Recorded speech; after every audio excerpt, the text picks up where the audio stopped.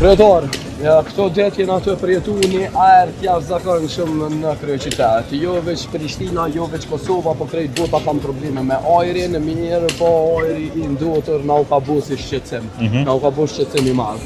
Cili është plani, a ka plan konkret të që mënët me thonë qytetarëve të Kosovës, qytetarëve të Prishtinës, që hej, ka dalë se nëse bojna qishto, se nëse punojna që drejtim, ka me u rregullu paktën. Prishtina shumë është e goditën prej ndotjes për disa elemente bazike. Para është termocentrali që i ka afër, edhe tymi i Obiliqit që përfundon edhe në Prishtinë, LDK ka plan të qartë, jo vetëm mbylljen graduale të Kosovës së Ajit, cila është e ndërtuar para se me shku njeri në hanë, po ndërtimin e centralit me gaz, central me gaz amerikan, e shkarkon këndotje të madhe të Prishtinës. Është investim gjysmë miliard që përveç që e siguron energjinë elektrike për Kosovën, e bën edhe ajrin shumë të pastër për Prishtinën, veçanti për Prishtinën. E dyta është komunikacioni. Tani me hapjen e unazës jashtme të kryeqytetit, ne do të investojmë diku rreth 300 milionë euro për unazën e kryeqytetit, edhe këtë ngarkesë të trafikut brendshëm pa nevojshëm të Prishtinës do ta shkarkojmë në nivel më të madh. Pra investime afatgjate nuk janë investime vetëm elektorale, janë investime për shëndetin e njerëzve tonë, për të ardhmen e fëmijëve tonë, për vetë neve këto. Pra, ne duhet ta ndihmojmë Prishtinën, sepse e gjithë potenciali ekonomik, industrial i mbështetur prej Kekut, po vjen në kost të Prishtinës. Prishtina ka bërë senzor të matjes së ndotjes së ajrit, që ka digitalizuar këtë sistem që është një avancim i madh. Smart City. Po përveç Smart City, do ta bëjmë edhe Clean City. I love this guy, I love this guy. E do të thotë, në 4 vjeçar, mund të bëjë hidrocentrali. Termocentrali me gaz. Termocentrali me gaz. Po, bëhet dhe gazifikohet Kosova. E tani kur gazifikohet Kosova, edhe ngroja zgjerohet. Për shembull, kjo termokusi, zgjerimi kapacitetit të termokusit 4 vitet e fundit me përparimin dhe LDK janë zgjeruar diku rreth 40.000 ndërtesa njësi banimi kanë marrë ngroje qendrore me termokus. Që dikur ka qenë ëndër, bile banesat u shesin mashtrej, ta kanë nxemje termokusit apo s'ka. Tash është 40.000 është për 4 vjet. Apo kuptoni sa mirë është. Mashtrej qitën, a? Po tash idhen mashtrej, edhe ngrohen më mirë. Po tash kur e zgjerojmë kapacitetin e termokusit, edhe më shumë, edhe reduktohet konsumi energjetik, pra kalohet ngroje, kur bëhet gazifikimi, bëhet një potencial shtesë i ngrojes. Krejt këtu, bashkë me komunikacionin e dendur, me përmirësimin e transportit publik, me pak vetura në qendër qytetit, kjo densija e ajrit dhe ky nivel i ndotjes do të merro. Po ashtu, e kemi një plan shumë të rëndësishëm, neve na pengon shumë niveli i ndotjes toksore, mbeturinave, na duhet ta ndihmojmë nivelin e Kosovës. Ne kemi para fondin 50 milionësh për pastrimin e Kosovës.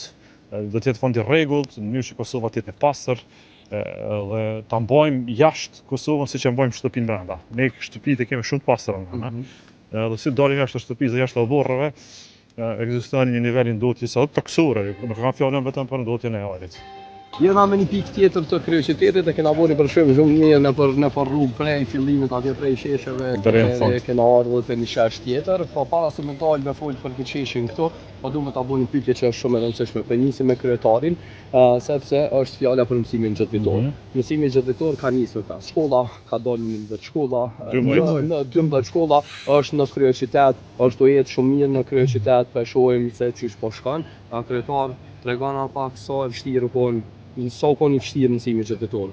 Për kryeqytetin, nashta nuk më imi thonë kështu reformë në arsim, sepse kurrikula nuk ka ndryshuar, me thonë një reformë, po reformë është në mënyrën e të nxonën e të mësim është ndryshe. Patjetër. Tregom sa e vështirë u konë.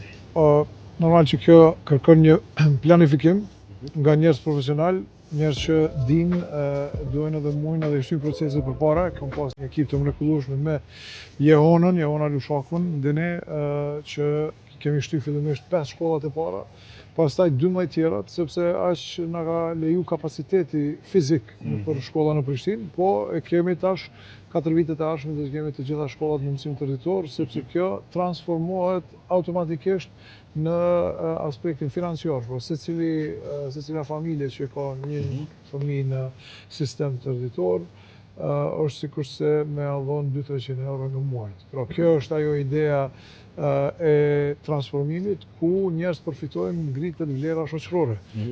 Së bashku me lumirin në nivel qendror, kjo ka kosto normal, neve na kushton për shembull rreth 15 milion tash në 4 vitet e ardhshme në secilin vit për me transformu të gjitha shkollat në nivel tërditor, prandaj edhe na duhet një qeverisje që e kupton këtë, që e përkrah edhe në kryeqytet, po shpresoj në gjithë Kosovën. Patjetër. Kryeqyteti ka më pas prioritet.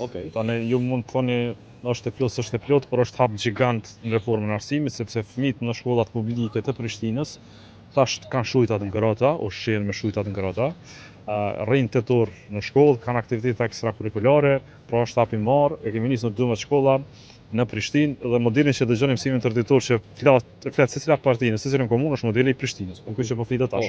Jo vetëm Prishtina, por edhe Tirana ka nisur ta marrë modelin e Prishtinës ta implementojnë në Shqipëri sepse është i qëndrueshëm. Ne kemi paraportë që Prishtinës i ndihmojmë me 200 milionë euro sa përket mësimit tërditor në gjithë Prishtinën, por s'do të lëmë asnjë komunë pa mësim tërditor. Pra nuk po themi që 100% do të jetë mësimi tërditor në gjithë Kosovën sepse kushton, por çdo komunë do ta ketë një ose më shumë shkolla me mësim tërditor, disa komuna ku janë më lehtë organizuar gjeografikisht gjithandej komunës. Dhe tani ky është kontrolli i tretë, unë nisa me fillim në anën e djathtë dhe anën e majtë, nisa Gërmin, kisha teatrin, nisëm Regjevlusin dhe rrugën e Ndërprem.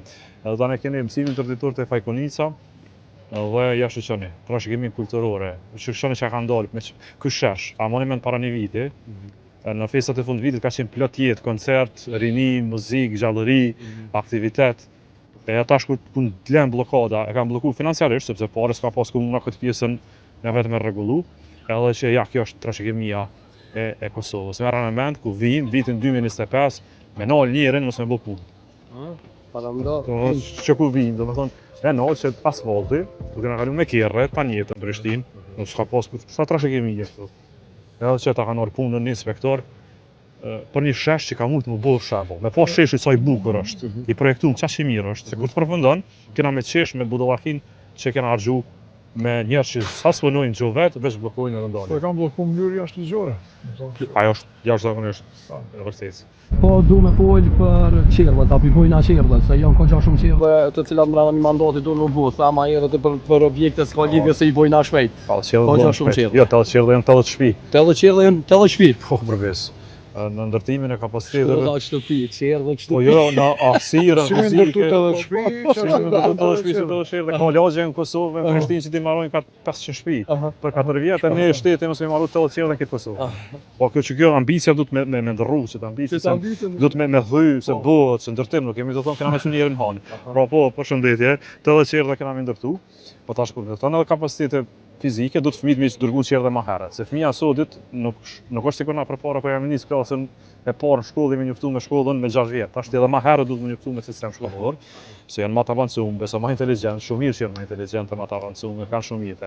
Tani, përveç që dojmë për moshës 3 vjeçare me dërgu në qerrë, ne kemi edhe planin e subvencionimit të qerrëve për sektorin privat, për ata që s'mundën të quajnë në hapësira publike qerrëve, po na duhet tash me mbështet ata që janë në sistem edukativ. Prandaj njëra prej zotimeve tona kryesore që dojmë realizuar shpejt është edhe paga për mësimdhënës. Për herë të parë në historitë të Kosovës kjo paga më rri plot 1000 euro. Edhe kjo është me koeficient 150, paramet është një mësues prej vitit 90 që ka qenë simbol i rezistencës në simbol të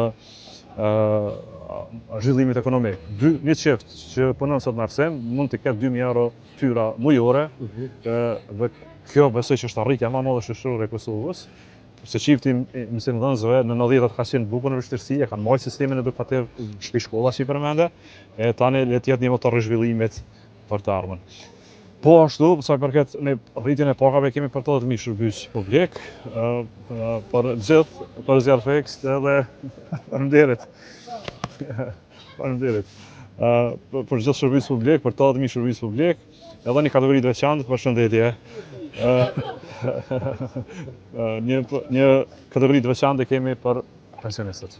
E tash kur jeni të pensionistët, e shumë gjatë këtij kohës, ndoshta do të tanë shkojnë me moshë, edhe dy edhe për falëshin qytetarë që janë më të shumë. Edhe vetë vërtet e kum pa që edhe për pensionistë keni diçka. Çka? Jo, fëmija na folën. Po jo,